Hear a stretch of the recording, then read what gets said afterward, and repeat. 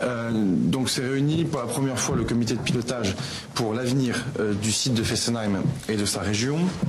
J'ai pris la parole très longuement pour faire d'une part le discours de la méthode.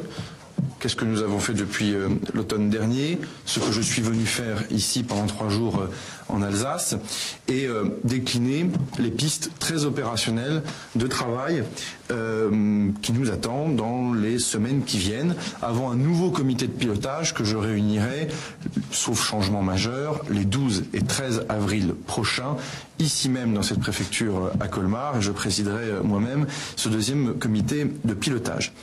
Plusieurs axes nous attendent de travail. La première, et c'est bien évidemment l'urgence, c'est la question sociale.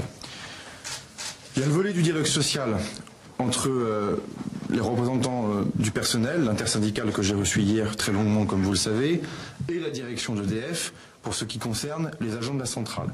L'État est actionnaire d'EDF, il sera intéressé par les conclusions de ce dialogue. Il n'a pas vocation à ce stade, bien évidemment, à s'immiscer dans le dialogue entre un employeur et leurs salariés. La véritable question qui, là, nous attend de manière très opérationnelle, je vous l'ai dit hier, c'est la question des sous-traitants et des prestataires extérieurs de la centrale, mais qui travaillent au quotidien sur la centrale. C'est 330 personnes. J'ai donc ce matin annoncé la mise en place d'une cellule spécifique dès lundi prochain pour l'identification de ces sous-traitants, donc de travaux déjà ont eu cours, et pour qu'on puisse apporter une réponse individuelle, entreprise par entreprise sous-traitante, salarié par salarié sous-traitant. C'est une réponse qui sera non seulement issue de la puissance publique de l'État, par exemple Pôle emploi, mais pas que, j'y reviendrai dans un instant.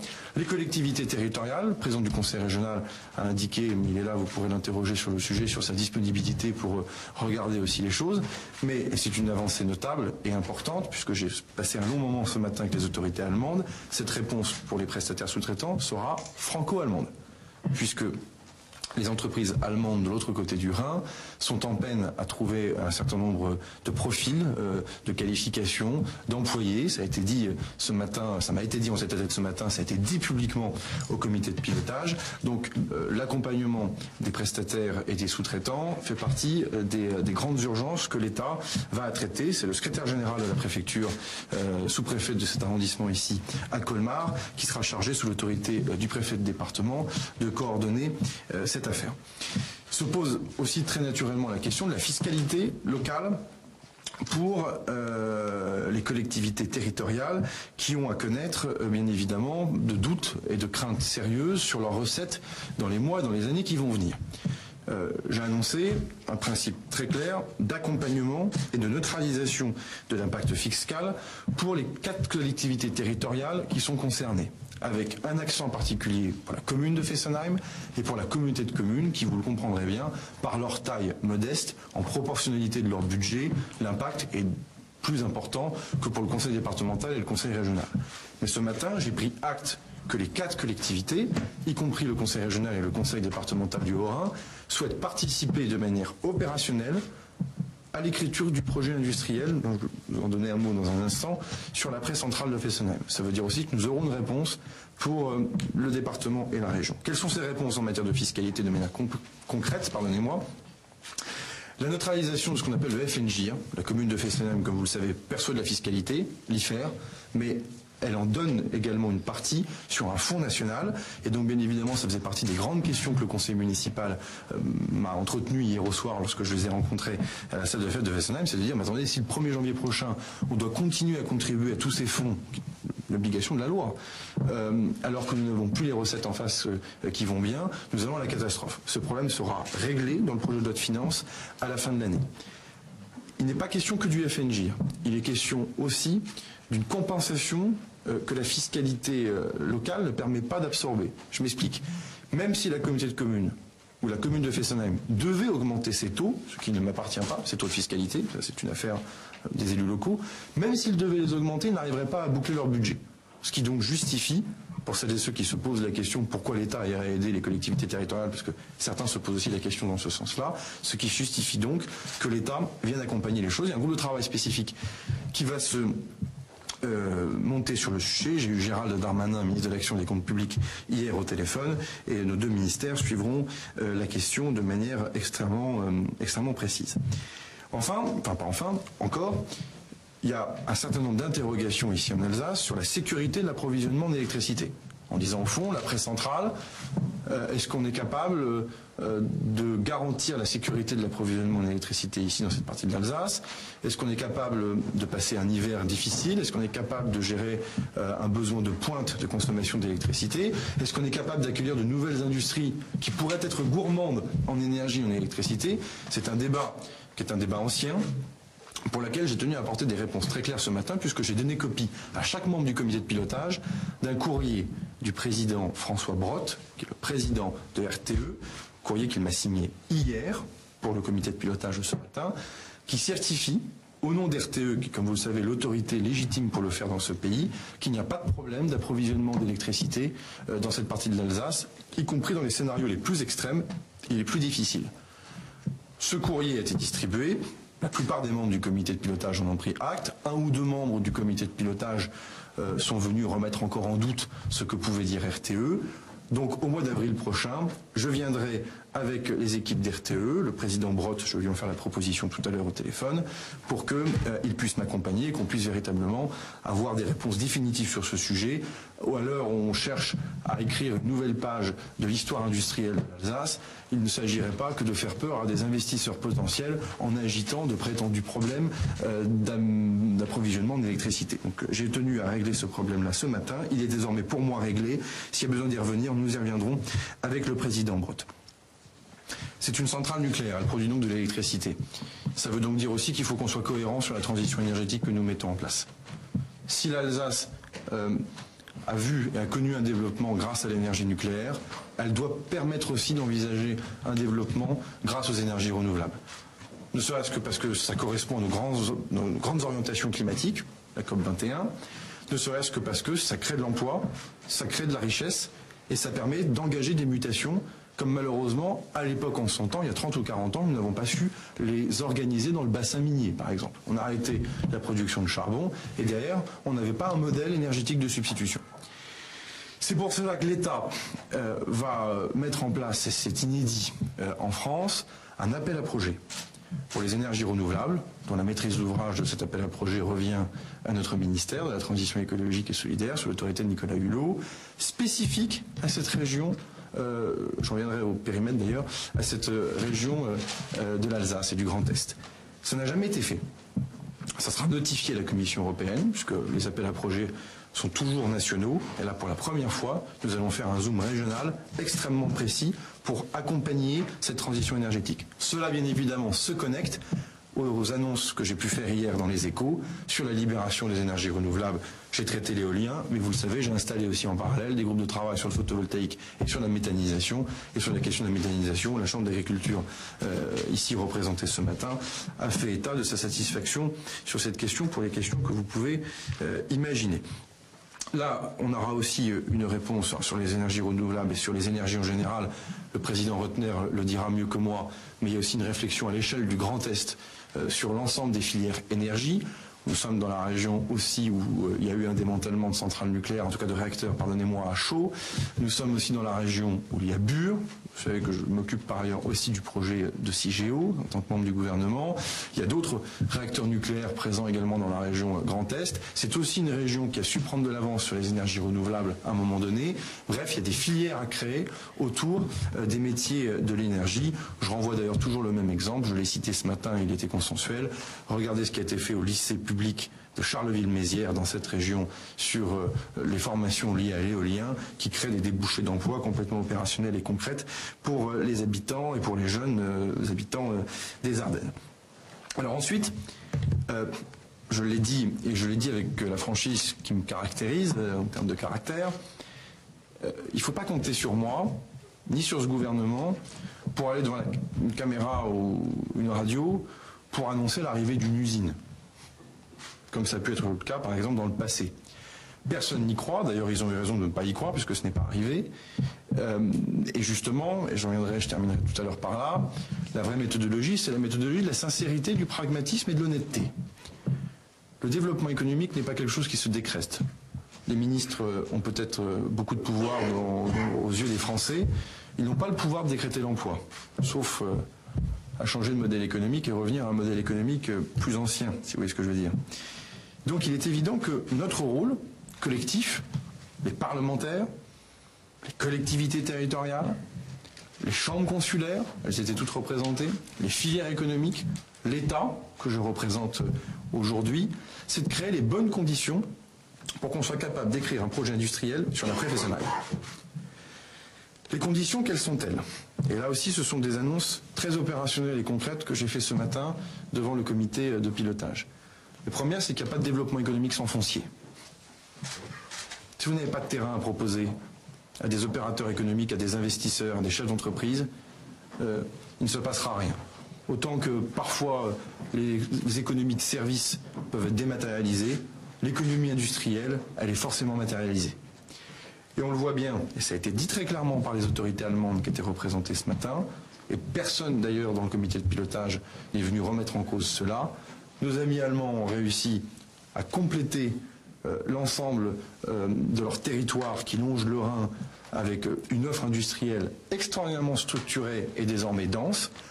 Ils nous l'ont dit, comme je le devinais, et je suis content qu'ils l'aient dit parce que ça donne du crédit à ce que je vous dis aujourd'hui, c'est qu'ils n'ont plus de terrain disponible à proposer pour une grande partie de leurs opérateurs industriels et qu'ils sont prêts à envisager, là aussi, une stratégie commune avec nous autres les Français de développement d'un foncier commun qui permettrait de faire du développement économique. Donc on va se doter d'outils pour repérer le foncier. Petit 1. La question des établissements publics fonciers est posée. J'en parlerai avec Jacques Mézard pour porter une réponse rapide. 2. La capacité réelle à utiliser ces fonciers. Mon ministère va donc mener un certain nombre d'études en matière environnementale pour identifier et cibler le foncier qui est exploitable à des fins économiques. 3. Nous allons aussi négocier le foncier entre ceux qui sont décideurs. Le port de Colmar, qui dispose de réserves foncières importantes, mais aussi, et je l'ai dit au président Jean-Bernard Lévy, EDF, puisque comme vous le savez, EDF a beaucoup de foncier autour de la centrale. Ce foncier, il ne suffit pas si on ne donne pas un environnement favorable à l'arrivée de ces entreprises. C'est pour ça que nous allons nous poser des questions sur le régime fiscal de cette zone, avec les Allemands. C'est un travail qui va nous occuper tout au long de l'année, sur lequel d'ailleurs les parlementaires vont être amenés à se pencher. C'est là où leur rôle va être, à mon avis, déterminant. Sur notre capacité à avoir une zone de fiscalité. Je reste flou à ce stade parce que tout est à écrire. Ça fait partie des choses sur lesquelles on n'a pas beaucoup d'avance, mais j'entends bien rattraper le retard. Une zone dans laquelle il y a une attractivité en matière de fiscalité et une prévisibilité en matière de fiscalité qui nous permettent d'attirer les entreprises. Avoir du terrain et avoir un régime fiscal autour ne suffit pas encore. Encore faut-il que ces terrains soient désenclavés et accessibles. C'est donc troisième série, enfin pas troisième série, c'est le troisième élément d'annonce que j'ai pu faire ce matin. Nous ouvrons avec le Conseil régional Grand Est et le Conseil départemental du Haut-Rhin une réflexion très opérationnelle sur le besoin d'infrastructures, notamment pour la connexion entre Colmar et Fribourg. C'est une demande attendue par les élus locaux, notamment par les élus départementaux, par le maire de Colmar qui l'a rappelé ce matin au comité de pilotage. Et donc cette question des infrastructures, là aussi, elle est extraordinairement attendue.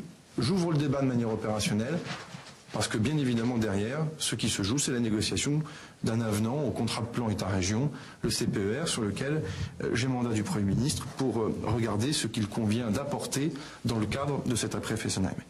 Avoir du terrain accessible, y compris d'un point de vue numérique d'ailleurs, avec un environnement fiscal, ne suffit pas si en plus derrière il n'y a pas une dynamique de filière. Je le redis parce que je l'ai dit, filière énergie à l'échelle du Grand Est, ça pose très clairement la question de l'apprentissage et de la formation de ces métiers. Et donc c'était là aussi tout le sens de l'intervention du président de l'université d'Alsace, d'une filière qui part de la recherche fondamentale et appliquée et qui va de manière extrêmement opérationnelle sur des marchés de maintenance au quotidien, sur du photovoltaïque, sur de l'éolien, mais aussi sur du nucléaire. Le président de région, une fois de plus, parle de ces choses-là de manière beaucoup plus savante que moi, puisqu'il le connaît, ses affaires. Enfin, il y a le ciblage des entreprises que nous pouvons faire venir sur ce territoire. Ou plutôt, il y a déjà la consolidation des entreprises qui sont déjà sur ce territoire, puisque certaines peuvent être amenées à avoir un développement nouveau. Certaines d'entre elles, par exemple, n'ont pas pu mener un certain nombre d'investissements ces dernières années parce qu'il n'y a pas eu d'accompagnement bancaire ou qu'on n'a pas forcément pu leur offrir les outils qu'il convenait pour gérer, par exemple, une crise de croissance. On va avoir ce débat-là aussi parce que faire venir des entreprises de l'extérieur, je vais venir, c'est bien, mais consolider le réseau existant pour permettre de l'emploi local ou sécuriser de l'emploi local, c'est mieux. Donc ça, c'est un véritable débat qui est en face de nous et sur lequel on a déjà un certain nombre de réponses opérationnelles. 2, dans la transition énergétique, et ça compte pour la présidente du département, il y a la performance énergétique des bâtiments.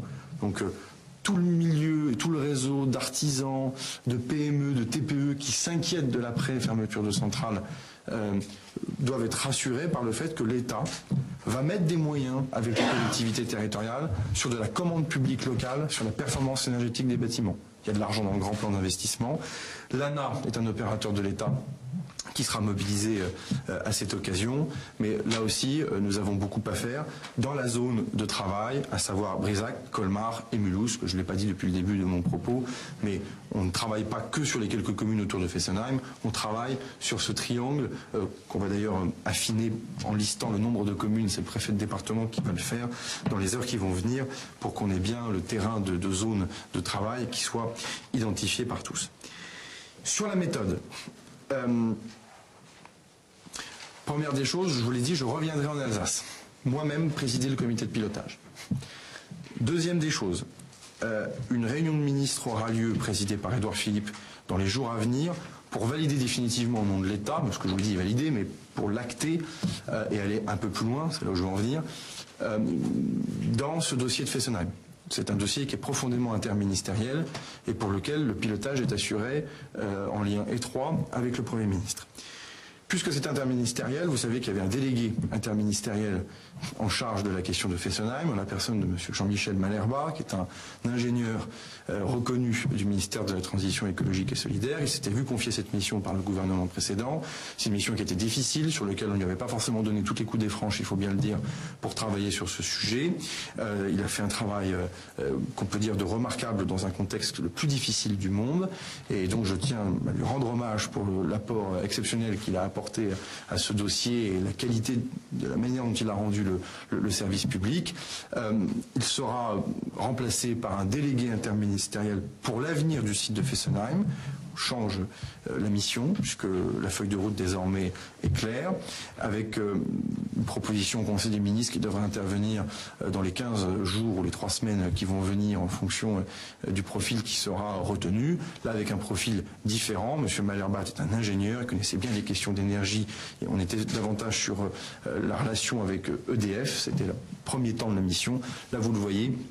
Le délégué interministériel aura vocation à être davantage sur le volet développeur, attractivité économique, développement économique. En lien avec Business France, qui était là aussi représenté ce matin, qui sera le bras armé de l'État, mais aussi des collectivités territoriales, en lien avec leurs agences respectives, puisqu'elles ont elles-mêmes des moyens sur le territoire, seront le bras armé justement pour aller démarcher l'ensemble des entreprises, parce que il y a un champ international important sur lequel, justement, cette zone peut être intéressante pour beaucoup d'entreprises. Et le chef de l'État, vous le savez, sait se transformer en VRP absolument formidable lors de ses déplacements à l'étranger. On l'a vu hier à Londres, on l'a vu la semaine dernière en Chine. Et bien sûr, la question de l'après-Fessenheim occupera tous nos esprits dans chacun de nos échanges internationaux. J'étais un peu long, on vous remettra un document qui restitue tout cela avec beaucoup plus de précision. Mais vous le voyez, respect et écoute. J'assume la décision de la fermeture de la centrale de Fessenheim. Elle fermera. En face de moi, la quasi-intégralité de mes interlocuteurs ne sont pas d'accord avec cette décision. Ça ne nous empêche pas de nous respecter et de nous poser des questions pour l'après. Ça s'est bien passé ce matin, comme ça s'est bien passé hier avec l'intersyndicale, pour une simple bonne raison. C'est que lorsqu'on assume les décisions que l'on prend, et lorsqu'on vient en discuter avec les premiers concernés, ça se passe toujours mieux que lorsqu'on les snob et qu'on reste dans son bureau à Paris.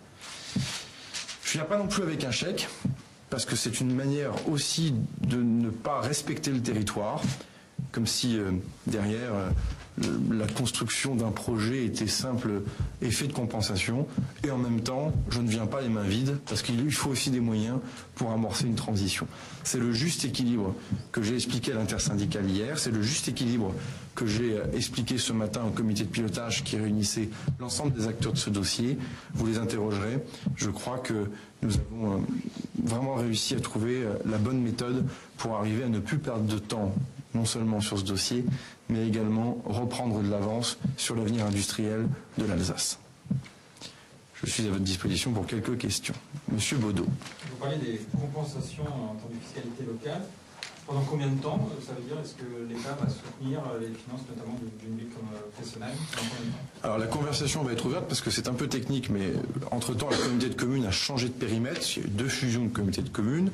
Donc vous avez tout un système d'attribution de compensation entre la commune et la communauté de communes. Et donc je me rends, après vous avoir quitté là, dans un instant, à la communauté de communes de Fessenheim, Rhin-Brisach, pour rencontrer les élus. Moi, je veux que et la commune et la communauté de communes puissent trouver un terrain d'entente sur la manière dont ils vont gérer la compensation qui va venir de l'État. Parce qu'il ne s'agirait pas qu'on compense et puis qu'on se retrouve quand même avec des gens qui ne soient pas contents. Ce serait quand même assez fort de café. Sur la période, je pars du principe qu'une période de 3 à 5 ans est une bonne base. Après, là aussi, l'investissement de la commune de Fessenheim, l'investissement de la communauté de communes autour de Fessenheim dans le projet de reconversion du site et de l'écriture du projet doit nous amener à regarder tout cela avec beaucoup de souplesse.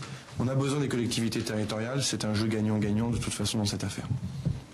Et puis quel est le montant de la fiscalité qui sera compensé par l'État globalement pour les collectivités? Écoutez, sera le manque à gagner. Le manque à gagner, de toute façon, on va faire autrement. 14,3 je crois, millions d'euros. Un peu plus, c'est ça? Merci. 14,3 millions d'euros, c'est ce que représentent les retombées fiscales sur une année de la centrale nucléaire. Sur ces 14 millions d'euros, c'est compliqué parce que vous avez de la CVE, de la CFE, de la taxe foncière sur le bâti, vous avez de l'IFER, enfin bon, vous avez des instruments de fiscalité qui sont très différents. Première des choses, déjà, il y a une fiscalité qui ne disparaît pas sur les 14 millions d'euros, c'est bien évidemment la taxe sur le foncier bâti et non bâti, parce que la centrale, son bâtiment va encore être là un petit bout de temps. Donc ça, c'est quelque chose de plus long terme. Donc ça, je pense que vous devez avoir quelque chose comme 2 ou 3 millions d'euros de taxes foncières assises sur le foncier qui ne disparaît pas. Première des choses. Deuxième des choses, la loi est ainsi faite. Les collectivités territoriales ne marchent pas aux mêmes instruments de fiscalité. Le département et la commune touchent de l'IFER, la CFE c'est plutôt, la CVE c'est plutôt le conseil régional. Enfin bon, bref, c'est un peu compliqué. Donc en fait, on va regarder collectivité par collectivité comment on agit sur la compensation. Voilà. Mais l'idée, vous avez les purs des chiffres là. Vous avez parlé du démantèlement. Sur comment fermer la centrale. Alors bon, ça c'est une bonne question qui amène aussi à la question du calendrier d'ailleurs, hein, de manière sous-jacente. Déclenchement de Flamanville, extinction de Fessenheim. Mais l'extinction de la centrale ne fait pas d'elle une installation obsolète au sens désaffecté. Dès lors que sur une installation nucléaire, vous avez toujours du combustible présent, c'est une installation qui obéit donc toujours à un maximum de procédures et de process. Ça veut dire qu'au moment où Fessenheim ne produira plus d'électricité, vous n'avez pas dans les 5 minutes qui suivent une baisse très brutale et très significative du nombre de salariés. Il y a évidemment un certain nombre de dégressivité qui va avoir lieu, mais ça ne se fait pas d'un seul coup, ça ne se fait pas en 2 minutes. Ça appartient à EDF, l'exploitant, de faire des propositions, je crois qu'ils l'ont déjà faites, mais ça appartient à l'autorité de sûreté nucléaire de répondre à ces propositions pour valider si ces process sont les bons. Parce que dès lors que vous avez du combustible nucléaire sur site, et dès lors que vous avez même des éléments qui sont radioactifs, l'ASN, enfin ça reste une installation nucléaire donc, et l'ASN reste compétente. Donc ça, typiquement dans votre question, on est sur l'ordre du jour du comité de pilotage d'avril prochain, c'est comment on affine la question du calendrier, et comment on se parle de la question du démantèlement, sachant que c'est à EDF de nous en parler. Là aussi, j'ai lu beaucoup de choses dans la presse assez contradictoires. Le démantèlement en France, on en fait déjà. Vous avez plusieurs réacteurs de recherche, par exemple, qui ont été démantelés. Vous avez les fameux Phoenix qui ont été démantelés. Pardon, mais pas très loin d'ici, à Chaux, dans les Ardennes, vous avez un modèle de démantèlement commis par EDF. Donc sur le démantèlement, il y a des choses à dire. Il y a aussi des organisations de filières à imaginer à l'échelle nationale, et pas forcément à l'échelle que locale, puisque bien évidemment la question du nucléaire est éminemment nationale. Il y avait été question d'un parc photovoltaïque sur le site de la centrale. Est-ce que c'est toujours l'hypothèse? Alors, sur le site, je ne sais pas ce que ça veut dire, parce qu'une fois de plus, on a souvent entretenu l'idée de manière médiatique qu'on pouvait prendre la centrale nucléaire, la poser à côté et mettre quelque chose à la place. C'est pas évidemment comme ça que ça fonctionne, pardonnez-moi de le dire de manière triviale. Je vous l'ai dit, je viens de vous annoncer un appel à projet sur des énergies renouvelables, sur cette partie du département du Haut-Rhin, et donc évidemment nous avons besoin de foncier pour le faire. Mais là aussi, je me suis engagé auprès des agriculteurs, parce que tout ça se fasse en bonne intelligence, pas question de consommer du foncier agricole n'importe comment. Bref, on revient à tout mon point sur le foncier, c'est fondamental. Le foncier, ce sont les friches aussi. Comment utiliser des friches industrielles dans cette région? Il y en a forcément, sur lesquelles on peut les revaloriser par les énergies renouvelables. Il y aura des moyens sur la table, puisque l'appel à projet, c'est donc des moyens financiers de l'État, avec des garanties de tarifs de rachat d'électricité, enfin le droit commun traditionnel. La spécificité, c'est qu'on l'applique à une zone toute petite du territoire, alors que normalement, ces appels à projet sont nationaux. Vous avez parlé du développement de filières, notamment en renouvelable, et quelle part prendrait l'État dans le financement de ces filières? Ah bah énorme, puisque c'est l'État qui garantit tout aujourd'hui. Alors les collectivités territoriales peuvent avoir des dispositifs en plus, mais aujourd'hui, les énergies renouvelables, elles reposent sur des appels à projets effectués par l'État, en lien avec la Creux, pour être tout à fait précis, dans lequel vous avez des tarifs de rachat garantis. Et c'est ce tarif de rachat enfin c'est un peu compliqué, on ne va pas se lancer dans une grande explication de texte sur le sujet, mais qui correspond à un compte d'affectation spéciale dans le budget de l'État. Et aujourd'hui, c'est le budget de l'État qui permet de garantir justement ces énergies renouvelables. Il y a une bonne nouvelle, c'est que ces énergies renouvelables, elles deviennent compétitives.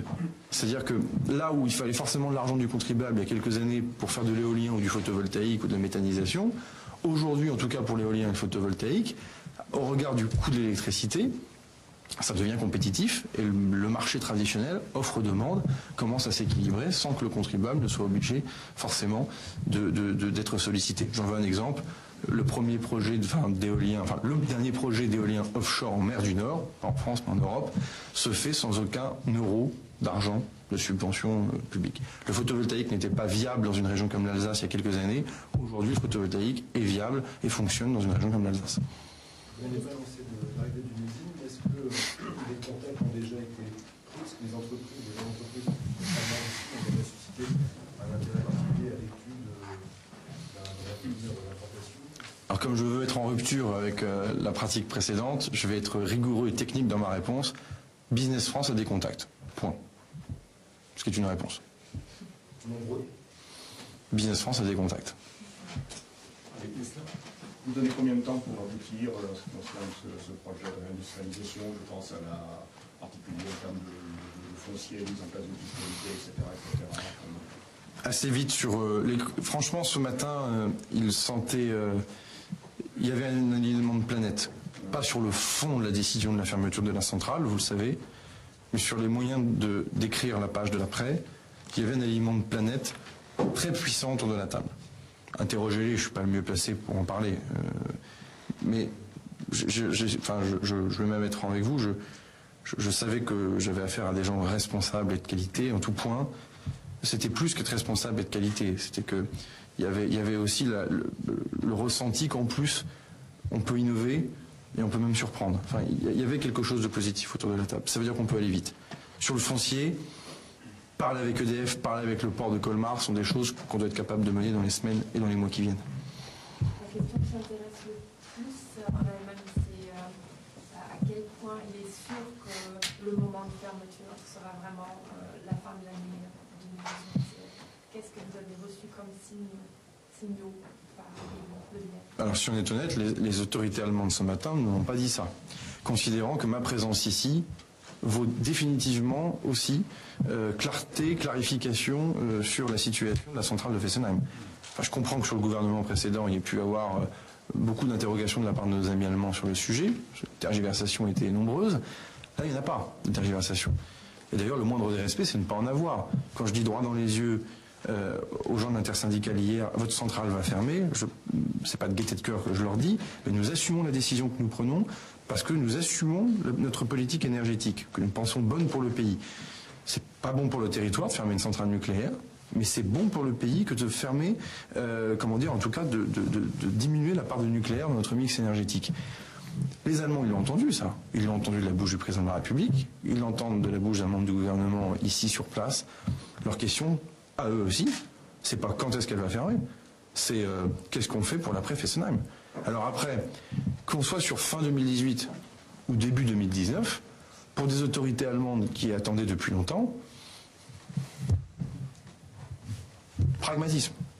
Qu'est-ce qu'on fait de l'après centrale?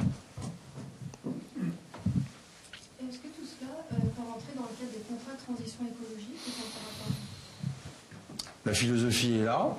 Je suis le papa des contrats de transition écologique, donc forcément un papa par adoption.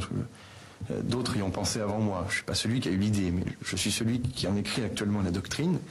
Donc oui, mettre le président de l'Université d'Alsace autour de la même table que la CGT, la CFDT, Alsace Nature, les fonctionnaires de l'État, le président de la Chambre d'agriculture, son représentant, la présidente de la Chambre de commerce et d'industrie, le président de la Chambre des métiers, le président de la filière des énergies renouvelables, y mettre SNCF Mobilité, Voies navigables de France, Enedis, RTE, je ne vais pas vous la faire. Oui, ça c'est la philosophie des contrats. Tout le monde à bord. Tout le monde à bord. Après, on est, en termes d'ambition et d'exemplarité de ce que veut Emmanuel Macron pour l'après Fessenheim, on est très au-delà des moyens et de l'énergie de l'énergie, c'est pas bien de dire ça. On est très au-delà des moyens d'un contrat de transition écologique traditionnel, c'est clair. Dernière question. Vous dites avoir parlé au PDG d'EDF tout à l'heure au téléphone, vous lui avez demandé de vous laisser accéder aussi? Alors je crois que je parle souvent, M. Baudot, avec le président directeur général d'EDF, ça doit rassurer tout le monde. Si votre question c'est est-ce que je vais visiter le site de la centrale, c'est pas, moi j'en ai envie. Je l'ai dit hier à l'intersyndicale. Après, mon combat, c'était, si j'ose dire, c'était bien évidemment l'installation de ce comité de pilotage ce matin. C'était de faire en sorte qu'il n'y ait aucun chevalet vide, avec aucun siège vide derrière chaque chevalet des personnes qui comptaient pour cette transition pour l'après Alsace. Donc je prendrai ma décision sur la visite dans les heures qui vont venir. Mais c'est pas un sujet. On peut en faire un sujet médiatique si on le souhaite, mais pour moi c'est pas un sujet. Mon sujet c'était ce matin et j'ai aucune raison d'être satisfait parce que c'est quand on aura les résultats qu'on sera satisfait. Mais pour l'instant, c'est plutôt prometteur. Merci à tous. À partir d'avril 2018, combien de salariés vont devoir partir? Alors je vous ai déjà répondu à cette question sur l'ASN et EDF, sur la décroissance. Je vous ai répondu tout à l'heure. Je vous redis en un mot. Hein? On n'a pas de rythme du... Je vous ai répondu que c'était à EDF de faire des propositions, mais que c'est l'ASN qui devait valider, et que l'ASN n'avait encore rien validé sur le sujet. Tant que vous avez du combustible nucléaire sur la centrale, ça reste une installation nucléaire de base, et donc par définition, voilà. Mais typiquement, ce qui dépend de moi, par exemple, les gendarmes, moi l'État, pas moi en tant que ministre de la Transition écologique et solidaire, le PSPG, le peloton de surveillance de gendarmerie propre à la centrale, tant que vous avez des matières nucléaires sur le site de la centrale, vous aurez un peloton de gendarmes qui assurera la sécurité de la centrale. Voilà, je vous réponds ce qui dépend de moi et pas directement d'EDF, mais voilà un exemple concret. C'est pas parce qu'elle s'arrête de produire de l'électricité que ça ne reste pas une usine, pardonnez-moi cette image, dans laquelle vous avez du combustible nucléaire. Donc c'est pas en un claquement de doigts. Après, il y aura une dégressivité. Il s'agit là aussi de s'en parler. Ça fait partie, comme je vous le disais aussi, de l'ordre du jour du mois d'avril prochain. Merci à tous.